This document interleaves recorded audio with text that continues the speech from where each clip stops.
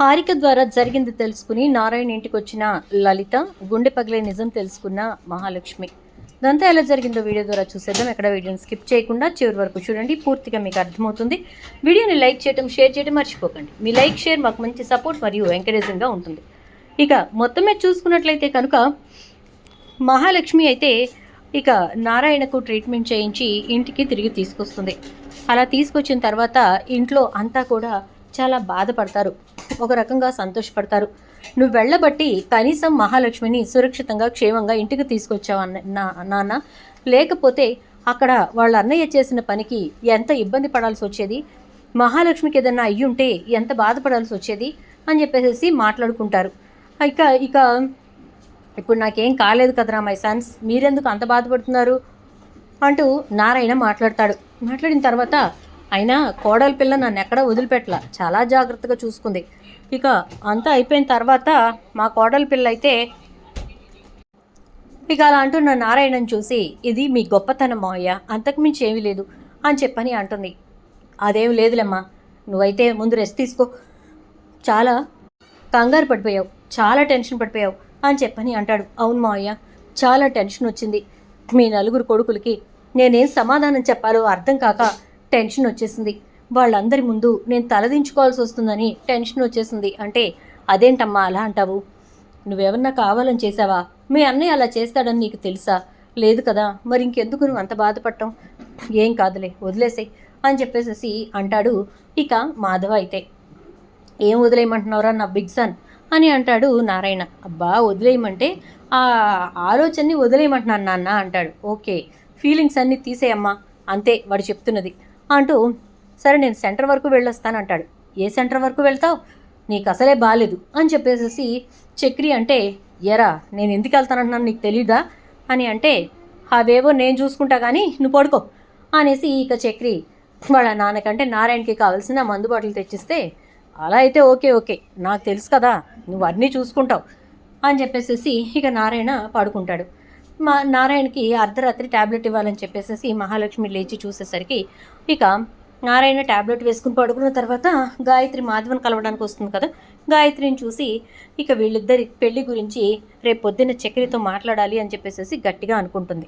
ఇక అనుకున్న తర్వాత ఇక నారాయణ అయితే మహాలక్ష్మిని పిలిచి, రాత్రి వాళ్ళిద్దరూ మాట్లాడుకోవడం నువ్వు చూసావుగా అంటాడు. అవును మావయ్య చూశాను. అంటే మరి ఏం ఆలోచించావు వాళ్ళిద్దరి గురించి అని అనేసరికి, ఏం ఆలోచించాను అంటే వాళ్ళిద్దరికీ ఎలా అయినా పెళ్లి చేయాలనుకుంటున్నాను అంటుంది.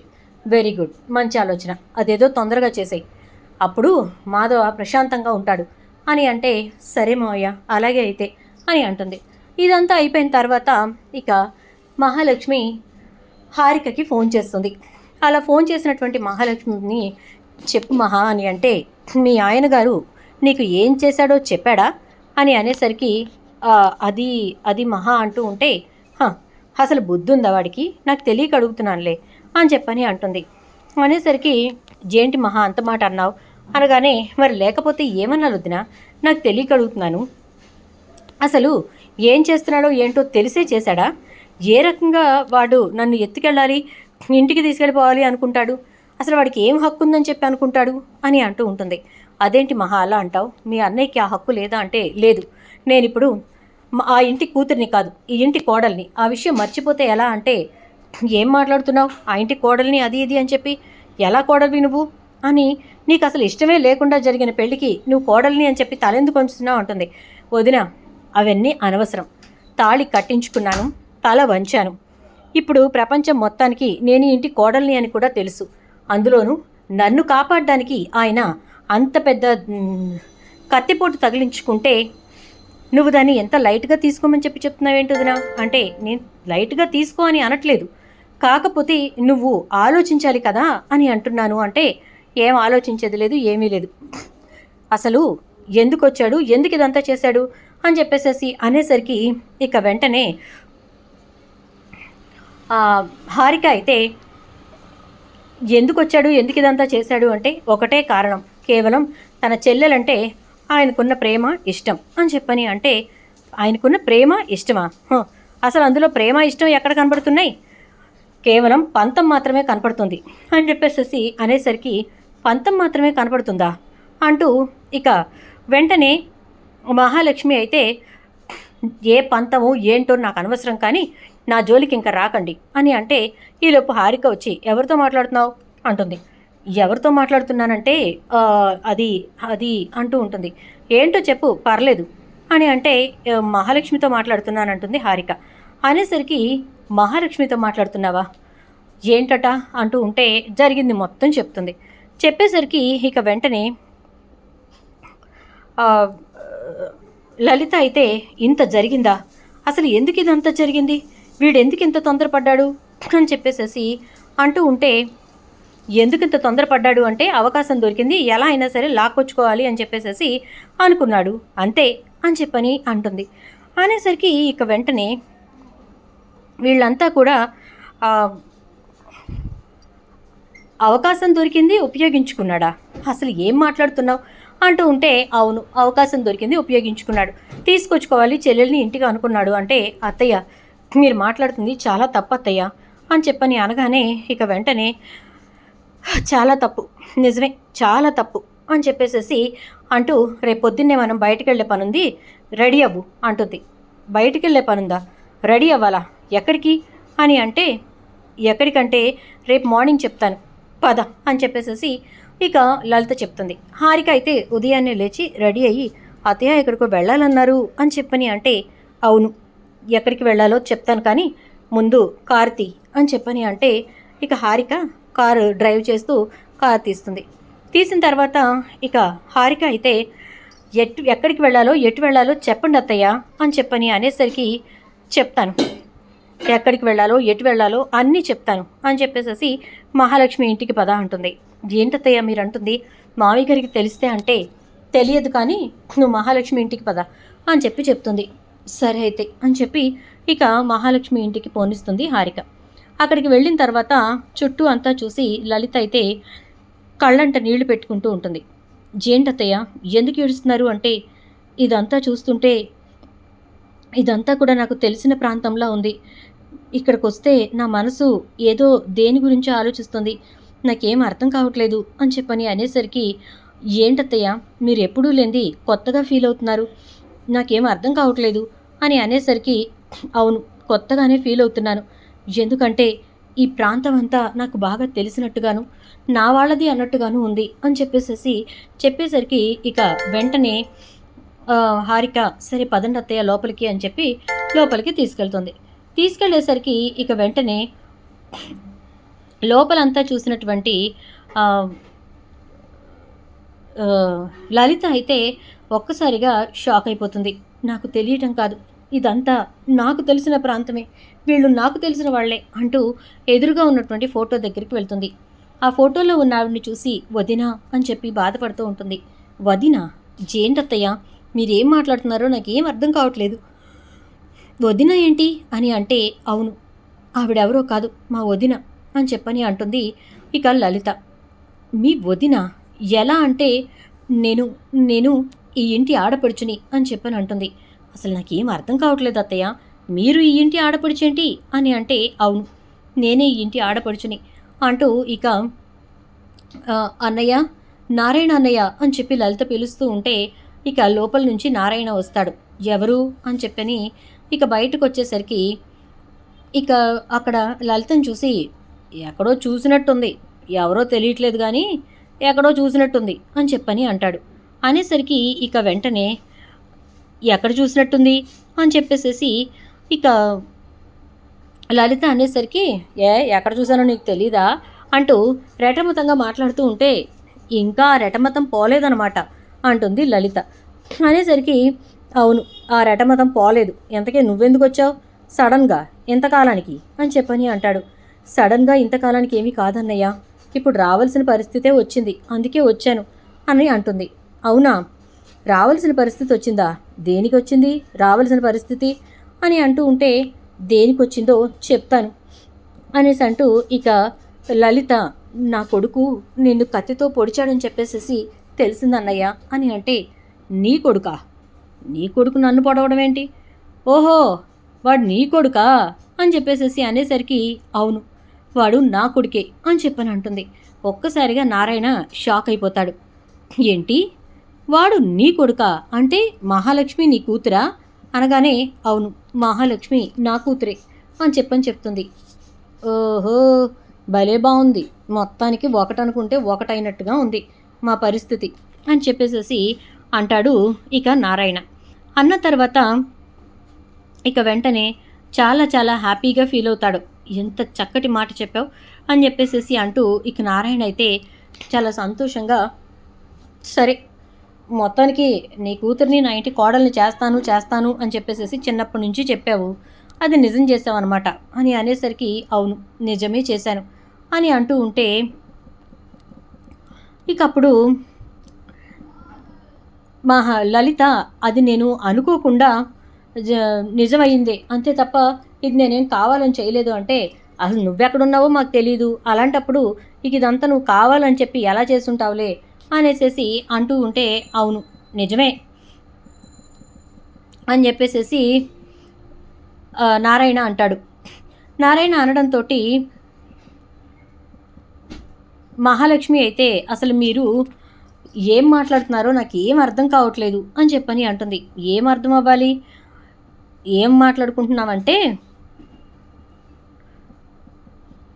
ఏమీ మాట్లాడుకోవట్లేదు అంటూ లలిత అయితే మాట దాటేసే ప్రయత్నం చేస్తుంది. నువ్వేదో అర్థం కానట్టుగా చెప్తున్నావమ్మా అంటే, ఏం లేదు ఆయన ఎవరో కాదు మా అన్నయ్య అంటుంది.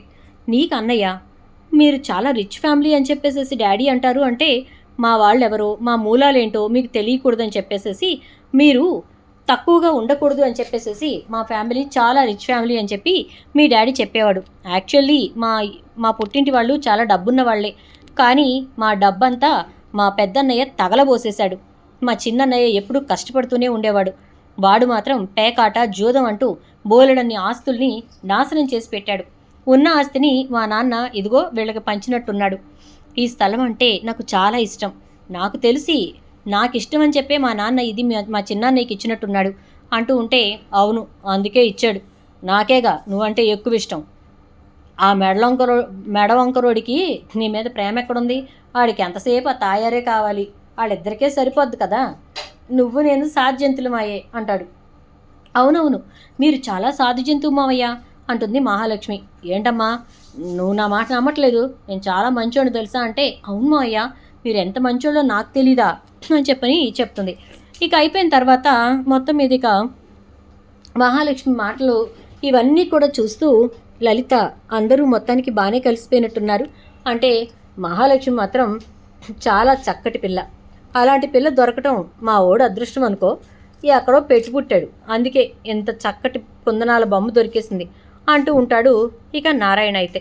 అలా అంటున్నటువంటి నారాయణ మాటలతో, ఏదైతేనేం మొత్తానికి బంగారం లాంటి కోడల్ని పట్టేశావు కదన్నయ్య అని చెప్పని అంటుంది. పట్టేశానో పెట్టేశానో ఏదో ఒకట్లే కానీ ఇప్పుడు ఇంతకీ ఏంటి సంగతి అని చెప్పని అనగానే, ఏముంది నేను చూసి వెళ్దామని చెప్పని వచ్చాను, కానీ చివరాఖరికి నువ్వైతే నాకు చాలా గట్టిగానే ఒక రకంగా షాక్ ఇచ్చావు అని చెప్పని అంటుంది. షాక్ ఇవ్వడం ఏంటి అంటే, అవునన్నయ్య నిజంగానే నువ్వు నాకు షాక్ ఇచ్చావు, ఎందుకంటే మహాలక్ష్మి నీ ఇంటి కోడలైందని చెప్పి నేను అస్సలు అనుకోలేదు అంటూ ఉండేసరికి ఇక మహాలక్ష్మి అయితే, ఇప్పుడు డాడీకి ఈ విషయం తెలిస్తే ఎలా ఫీల్ అవుతారు అని అంటుంది. ఇంతకీ మరి మీ ఆయనకు చెప్పే వచ్చావా? ఆయన గారికి అసలుకే కోపం కదా, అయినా మీ ఆయన ఎలా ఉంటాడో కూడా చూడనివ్వలేదు మమ్మల్ని అంటాడు. ఇదిగో అని చెప్పి, ఏమే ఎప్పుడు మీ డాడీ ఫోటో చూయించలేదా అంటే, నేను చూయించడం వల్ల ఉపయోగం ఏముంది, వాళ్ళు అసలు మా డాడీనే చూడనప్పుడు అంటే ఆ పక్కనే నా ఫోటో ఉండేది కదే, చూయించినట్టయితే తెలిసి ఉండేదేమో అంటే, తెలియగానే నువ్వేమైనా పరిగెత్తుకుంటూ అన్నయ్య అని వచ్చేసేదానో ఏంటి, ఎప్పుడైనా నువ్వు డాడీకి తెలియకుండా వచ్చినట్టే కదా అంటే, అవును తెలియకుండానే వచ్చాను, అయితే ఏంటి, నేను మా అన్నయ్యని చూడటానికి వస్తున్నాను అనుకోలేదు, ఆది చేసిన పనికి ఆయనకి క్షమాపణ చెప్పాలి అని చెప్పి నేను హారికను తీసుకొని వచ్చాను అని అంటే, ఇక హారిక మొత్తానికైతే మా బాబాయ్ గారు చాలా చక్కగా వాళ్ళ చెల్లిని కలిశారనమాట, మా ఆయన మంచి పనే చేశాడు అంటూ ఉంటుంది. ఒక రకంగా మంచి పనేలే, కుట్లు 4 పడిని, ఎక్కువ పడ్డట్టయితే మీ ఆయన్ని ఎత్తి నేలకేసి కొట్టుండేవాడిని అని అంటే, అంత పని చేయకండి బాబాయ్ గారు, ఏదో బక్క ప్రాణి అలా బ్రతికేస్తున్నాడు, ఎందుకు పాపం ఆయనతోటి అలా అని చెప్పని అంటుంది. ఇక సరే అయితే బయలుదేరుతాం అన్నయ్య. మహాలక్ష్మి ఎలా ఉందో ఏంటో అనే దిగులు ఇప్పుడు నాకు ఉండదు, ఎందుకంటే అది ఉన్నది నీ ఇంట్లో కదా అని అంటే, ఏంటమ్మా నా ఇంట్లో అంటూ నా మీద చాలా పెద్ద హోప్సే పెట్టేసుకున్నావు అంటే, ఇక వాళ్ళు అలా అని బయలుదేరిపోతారు. బయలుదేరిపోయిన తర్వాత ఇక ప్రతాప్ అయితే వీళ్ళిద్దరూ ఎక్కడికి వెళ్ళారు అని ఆదిని అడిగితే, నాకు తెలియదు డాడ్, నాకేదో మనసు బాగాలేక నేను బయటకు వెళ్ళాను ఫ్రెండ్స్ తోటి అంటాడు. ఇక లలిత హారిక ఇద్దరు కూడా ఇంటికి వస్తారు.